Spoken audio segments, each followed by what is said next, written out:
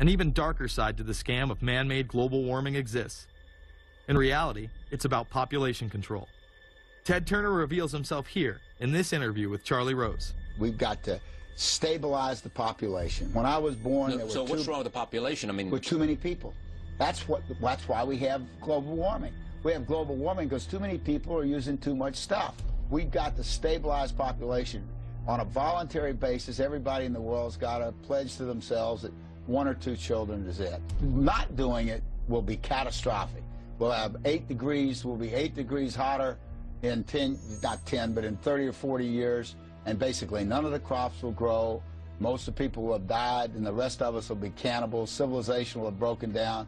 What the few people that are left will be living in a failed state like Somalia or Sudan, and living conditions will be intolerable. The droughts will be so bad there'll be no more corn growing.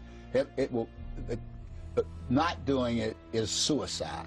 Unbelievably, when Turner met with other globalists, David Rockefeller, Warren Buffett, Bill Gates, Michael Bloomberg, and even Oprah Winfrey to discuss population control, they were portrayed as superheroes.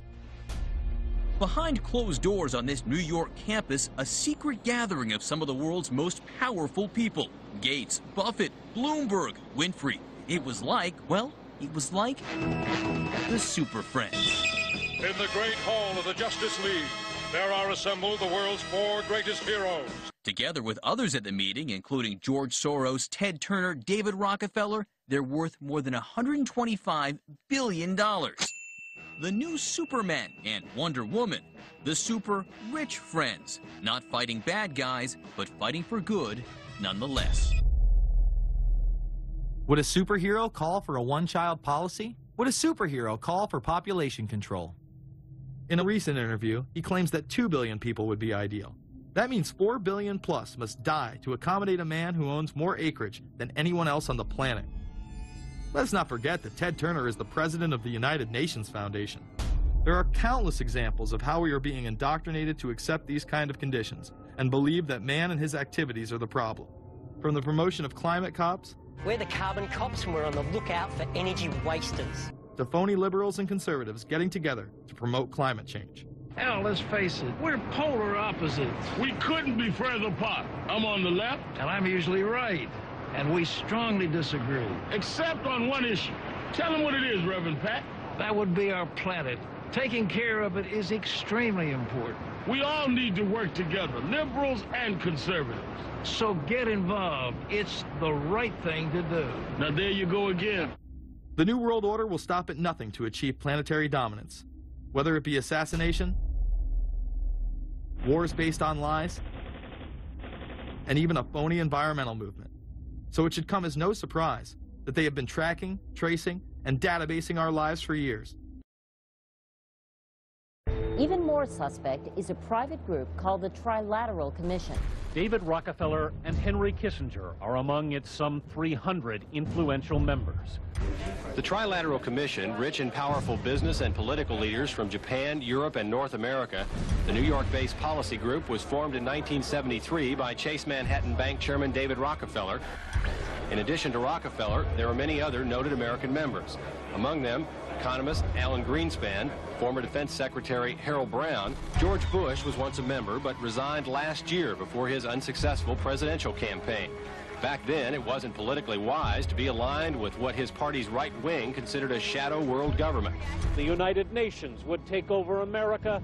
The Trilateral Commission would control the world. Just look at its membership, they say. Current and former members include Presidents Clinton, Bush, and Carter. Names like Brzezinski, Christopher, Kissinger, and Schultz. And top executives of ITT, Xerox, Exxon, and Nations Bank. Although this group with only 300 members seems to be at the apex of the power structure, there is yet another group formed in 1954 that is even smaller in number and has a greater influence on world events. Meet the Bilderberg Group. This elite group meet annually around the globe. There is a core group of members who have attended every year for decades, such as David Rockefeller, Henry Kissinger, and Queen Beatrix of the Netherlands. These members invite others who are politically and socially relevant at the time. Each year, around 140 people are in attendance. Real quick, I asked you this question. In 2004, you attended a meeting in Italy called the Bilderberg Group. I just want to know what you were doing out there, what that was all about. If she lied to me and told me she didn't go, I figured you might tell me the truth. All I did was go. They had a Republican and a Democrat. Republican was... I gave like a 20-minute talk on the presidential election. And did it have anything to do with being John Kerry's running mate? Did you talk about that at all? No, because I wasn't his running mate. Okay. I happened to be in Europe then on my way to Russia. I was invited to go to Bilderberg by Bernard Jordan, a friend of mine and a genuine hero of the civil rights movement. And to the best of my knowledge, NAFTA was not discussed by anybody in my presence. Documents released by the group in 2001 reveal that in September of 1955, the group met in Germany and covertly outlined the idea of a European Union.